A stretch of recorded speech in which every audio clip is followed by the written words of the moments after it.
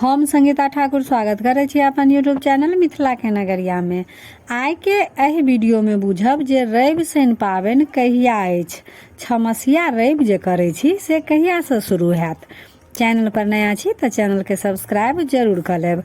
मिथिलांचल में लगभग सब मैथिलानी छमसिया रवि करे छथि, अर्थात अगहन मास में रवि शुरू करे छथि आ बैसाख मास में सौंपे छथि। जिनका मोन होइ छनि महीना में एकटा आ जिनका मोन होइ छनि ओ अठवारे रवि करे छथि।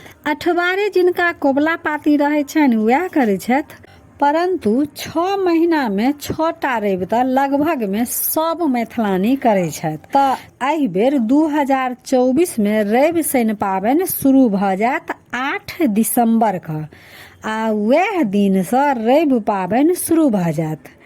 रवि शनि पाबनि में सूर्य देव के पूजा कैल जाय छनि। सूर्यक पूजा केला से सुख समृद्धि के वास घर में होइ अछि। संतान के कामना से आ संतानक सुरक्षा के लेल ई पाबनि जरूर करऽ के चाही। तो आइ के एहि वीडियो में यह जानकारी रहा। अगर वीडियो नीक लागल हुए तो लाइक शेयर सब्सक्राइब क के मैथिली भाषा के सपोर्ट जरूर करब। तो फिर उपस्थित होइ छी एकटा नया वीडियो के संग। ताबे तक जय मिथिला जय मैथिली।